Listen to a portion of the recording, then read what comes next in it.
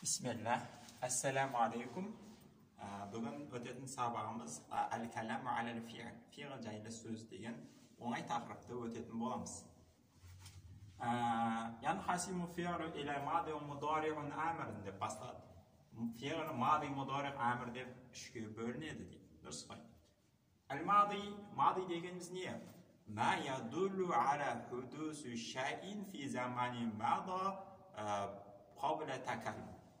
Мади дегеніміз ма ядуллу сілтейтін нәрсе, аля худусу шай, бір нәрсенің болғанына сілтейді, фи замани мада өтіп кеткен уақытта, бa'да замани такаллум сөйлеу уақытынан кейін. Сөйлеу уақытынан қабла замани такаллум, сөйлеу уақытынан бұрын. Яғни мысалы, дорабту дедім мен, ұрдым дедім. Ұрдым деген сөз мен сөйлегеннен бұрын өтіп кеткен. Іс, ұру ісі мен сөйлегеннен бұрын өтіп кеткен.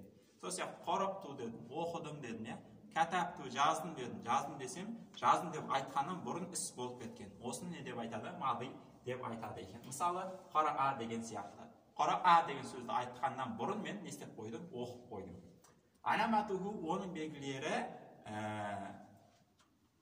нау ту деген неміз дамиріміз, такаллумның дамирі, және де қараат дегендегі әйел тегінің белгісі, сукунду та деген әйел тегінің белгісі. Осы екеуі мадидың белгісі болып табылады екен.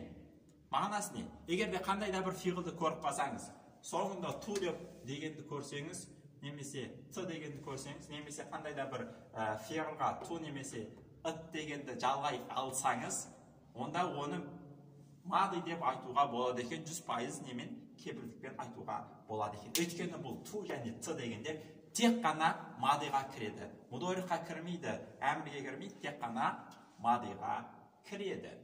Мысалы, ақырау десең, ақырау т деп, ақырау ту деп айтамайсың ғой, дұрыс па? Немесе тақырау десең, тақырау әт деп немені айта алмайды екенсің. Бұл тек қана мадиға кіретін сөздер, ту, т деп. Ал келесіге көшейік. Келесіміз мудариғун. Мудариғ дегеніміз не?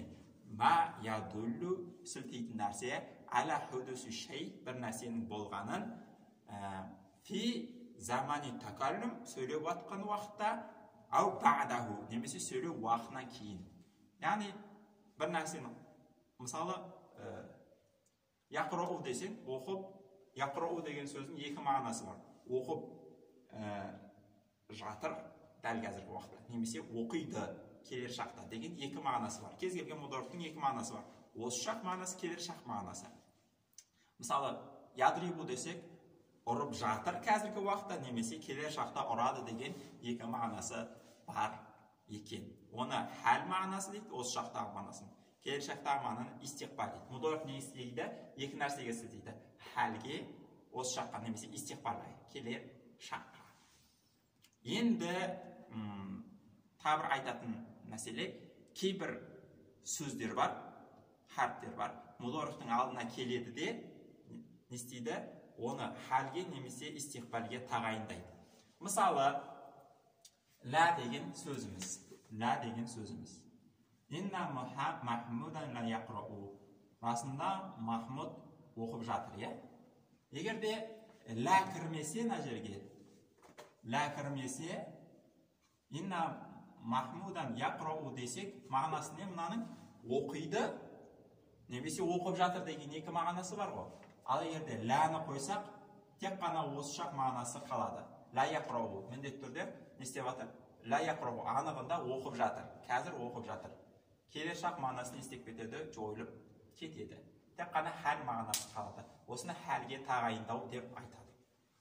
Ал бұдан да басқа сөздер бар, хәлге тағайындап қоятын, бірақ та бір мысал келтіріп кетіп жатырмыз. Келесі, мысалы, яқрау десе екі мағынасы бар дедік қой. Қазір оқып жатыр, немесе келешекте оқиды. Ал егер де сәні қойсақ, са яқрау десек, тек қана келешекте оқиды деген мағына шығады. Жақын арада оқиды.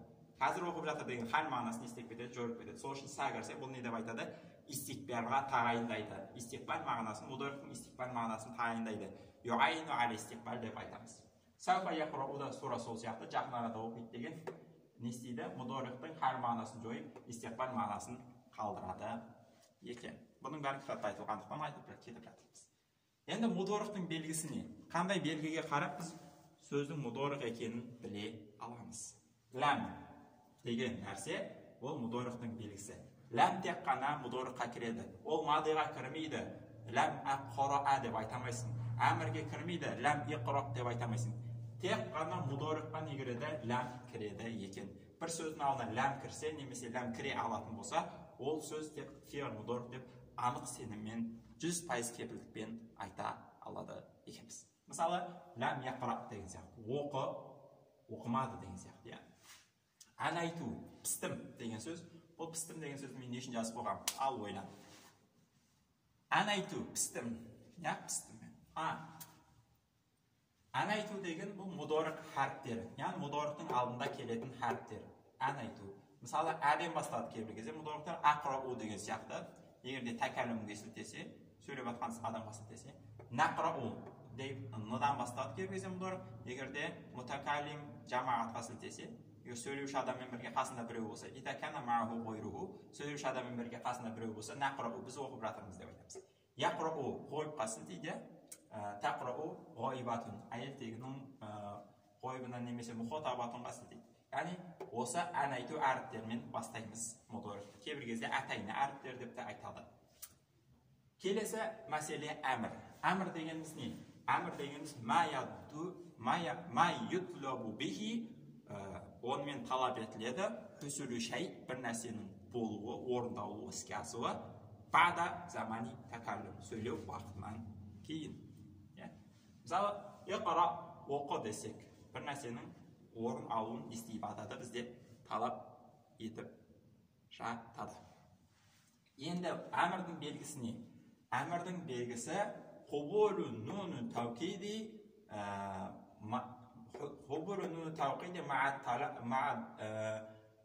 ма'a далалати аля талаб, талапқа сілтеумен бірге нун таукидті қабылдай алуы. Нун таукидті қабылдауы исхабанна міндетті түрде кет дегенде, немесе исхабан, міндетті түрде кет дегендегі нун таукидті қабылдауы ол әмірдің белгісі болып табылады екен. Тоқтай тұр. Мудорихтан нун таукидті қабылдайды. Мысалы, яқрa'анна міндетті түрде оқисың, немесе ядхабанна міндетті түрде ол кетеді, кетпей қоймайды. Мудорихта не істей алады? Нун таукидті қабылдай алады. Қалайша бұл нун таукиді әмірдің белгісі болады, егерде оны мудорихта қабылдай алатын болса деген кезде айырмашылығы. Әмір нун таукидті қабылдайды, және мағынасы не болады? Талап болады. Бір нәрсені талап етіп атады. Ма далалати аля талаб, талапқа сілтеумен бірге нун таукидті қабылдайды. Ал егерде талапқа сілтемесе, ол не болып кетеді? Мудорих болып қалуда мүмкін ғажап емес екен. Солай, әмірдің белгісі нун таукидті қабылдау. Енді келесі мәселе. Бізде тағы да бір нелер бар, топтар бар. Тағы да бір экстремистік топтар бар. Мысалы, исм фи'л мади, исм фи'л мудари, исм фи'л әмір деген. Нелер олар? Исм фи'л мади дегеніміз. Исм фи'л дегеніміз, исм бірақ фи'л деп өзі айтып тұр ғой. Түрі исм, сырт көрінісі исм, бірақ мағынасы фи'л. Сырт көрінісі исм дегеніміздің мағынасы, сырт көрінісі исм деген қалай түсінуге болады? Сырт көрінісі исм дегеніміз ол фи'лдің белгілерін қабылдамайды. Ла юқбалу аламати фи'л. Фи'лдің белгілерін қабылдамайды. Яғни оған мадидің белгісі кірмейді. Қора, ту, ти деген. Және әмірдің белгісі кірмейді, мудорихтың белгісі кірмейді, алда ләм қоймайсың. Немесе нун таукид кірмейді, әмірдің белгісі кірмейді, нун таукид кірмейді. Бірақта фи'лдің мағынасына сілтейді. Фи'л мағынасына сілтейді дегеніміз, фи'л сияқты ма ядулу аля хусулу шәй, бір нәрсенің болғанын білдіреді. Қобра замани такаллум, сөйлеу уақытынан бұрын, немесе бада замани такаллум, немесе сөйлеу уақытынан кейін, немесе фи замани такаллум, немесе сөйлеу уақытынан кейін, немесе ма ютлабу биги хусулу шәйін бада замани такаллум, немесе сөйлеу уақытынан кейін бір нәрсенің болуын талап етіп жатады. Яғни мағынасы фи'л, бірақ фи'лдің белгілерін істемейді, қабылдамайды. Мысалы, исм фи'л мади, мысал келтірсек, исм фи'л мади деген нәрселер бар. Мысалы, хайхата деп. Хайхата мағынасы не? Хайхатаның мағынасы бәуді, алыстады деген сөз. бір нәрсенің болған сілтеп жатыр, мады сияқты. Бір нәрсенің болған сілтеп жатыр, қобла замани такаллум, сөйлеу уақытынан бұрын. Бірақ та мадының белгілерін қабылдай алмайды. Хайхатату деп айтамайсың. Хайхатати деп не істемейсің.